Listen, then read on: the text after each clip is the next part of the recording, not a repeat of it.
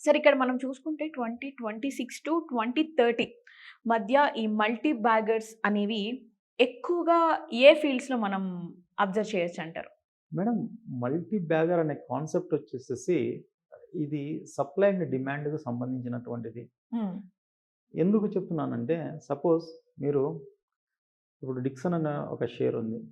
దాన్ని ఒకప్పుడు ఏం చేశారు? మొత్తం కంప్లీట్‌గా చాలా తక్కువలో ఉన్నది. ఈవెన్ 1000, 1500 అట్లా ఉంది.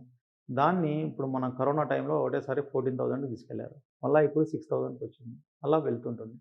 సో, ఇప్పుడు మనము ఈ షేర్‌ని మనం రూ. 1000 ఉన్నప్పుడు ఎప్పుడైతే రైజ్ అవుతుందో నేను చెప్పాను కదా! ఇలా మనకు ఎలిప్స్ నుంచి మనం స్ట్రెయిట్ లైన్‌కి వెళ్ళేటప్పటికి ఆ స్టేజ్‌లో మనం క్యాచ్ చేయగలిగితే చాలా స్టాక్స్ వరకు మల్టీ బ్యాగర్సే ఉంటాయి. కానీ ఇక్కడ నేను చెప్పేదేంటంటే, ఒక మల్టీ బ్యాగర్ అనే కాన్సెప్ట్ నువ్వు డెవలప్ చేసుకోవాలనుకున్నప్పుడు ఫస్టు ఇది ఏ సెక్టర్‌లో ఇప్పుడు ప్రెజెంట్ రైజింగ్ ఉంది. ఇప్పుడు నేను చెప్తున్నాం, మనం అనుకుంటున్నాము ఏఐ గురించి. ఏఐ గురించి ఒక 2 ఏళ్ళు, 3 ఏళ్ల కిందట మామూలుగా స్టాక్స్‌లో సంబంధించినటువంటి ఏఐకి సంబంధించిన స్టాక్స్‌లో పెట్టినా కూడా it is gone up like anything actually. Anthropic కానీ, చాట్ జీపీటీలో గానీ ఇలా వెళ్ళిపోయింది మొత్తం కంప్లీట్‌గా. సో, ఇప్పుడు అలాంటి సెక్టర్ మీద ఒక ఐడియా ఉందనుకోండి, ఖచ్చితంగా చేసుకోవచ్చు. కానీ ఇప్పుడు మామూలుగా సక్సెస్ అవుతే ఖచ్చితంగా మల్టీ బ్యాగర్ అంటారు. లేదంటే చాలా ఇప్పుడు అలాంటిదే నేనొకటి చెప్తాను. ఐఎక్స్ ఉంది. ఐఎక్స్ అయితే ఫస్ట్ స్టార్టింగ్ ఒకసారిగా మామూలుగా 15, 20 నుంచి ఒకటేసారి చాలా ఫాస్ట్‌గా పైకెళ్ళిపోయింది. ఓకే. మళ్ళా డౌన్ అయిపోయింది. ఇప్పుడు కంప్లీట్‌గా న్యూట్రల్‌గా ఉంది. సో, మల్టీ బ్యాగర్స్ అనేది ఒకటే స్టాకు డిఫరెంట్ టైమ్ పీరియడ్స్‌లో ఒక మల్టీ బ్యాగర్‌గా స్టార్ట్ చేస్తుంది. లేదా కొద్దిగా డౌన్ ట్రెండ్‌లో వచ్చినప్పుడు కంప్లీట్‌గా పడిపోతుంది. సో, మల్టీ బ్యాగర్ అనే కాన్సెప్ట్‌ని మనము ప్రతి సెక్టర్‌కి అన్వయించుకొని దాంట్లో సెలెక్ట్ చేసుకునే విధానంలో ఉంటుంది తప్పితే, పర్టిక్యులర్‌గా వెంటనే ఒక స్టాక్‌ని సెలెక్ట్ చేసుకుంటే ఇది మల్టీ బ్యాగర్ అవుతుంది అని చెప్పేసి నేను చెప్పినా కూడా తప్పవుతుంది. ఓకే. ఎందుకంటారు సార్ అట్లా?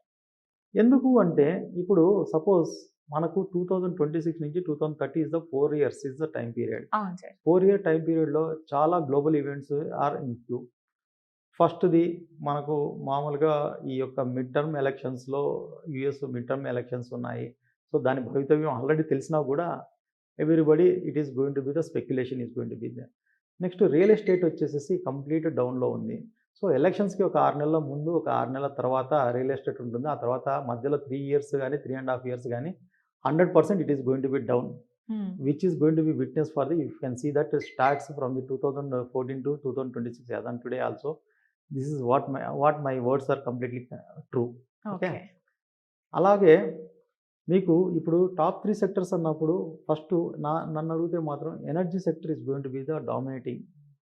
దీంట్లో మల్టీ బ్యాగర్స్ అనేది మాత్రం నేను చెప్పలేను కానీ, బట్ మల్టీ బ్యాగర్‌కు చాలా అవకాశాలు ఉండే అవకాశం ఉంటుంది. ఎందుకంటే ఇప్పుడు energy saved is energy produced అనేది ఒక కాన్సెప్ట్ ఉండేది.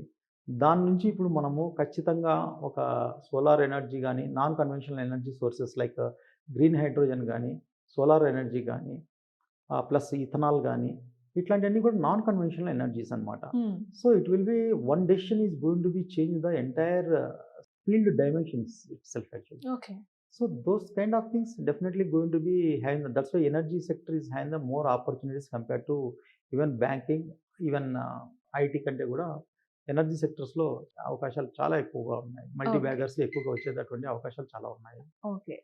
అలాగే సెమీకండక్టర్ దాంట్లోనూ డిఫెన్స్‌లో కూడా డిఫెన్స్ అనేది స్టిల్ బడ్ లాగానే ఉంది.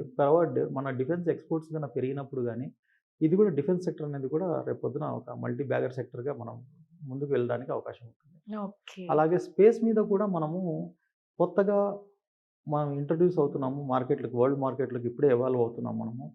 సో, స్పేస్ అండ్ టెక్నాలజీ కూడా becoming a multi bagger technology are multi bagger stocks in future. So, thank you so much sir. ఈ మల్టీ బ్యాగర్స్ దాని గురించి చాలా బాగా ఎక్స్‌ప్లెయిన్ చేశారు. నాకు తెలిసి ఈ వీడియో చూసిన ప్రతి ఒక్కళ్ళకి ఏమన్నా డౌట్స్ ఉన్నా సరే క్లారిఫై అయ్యాయని నేను అనుకుంటున్నాను. Yeah! Thank you sir. Thank you very much. Welcome.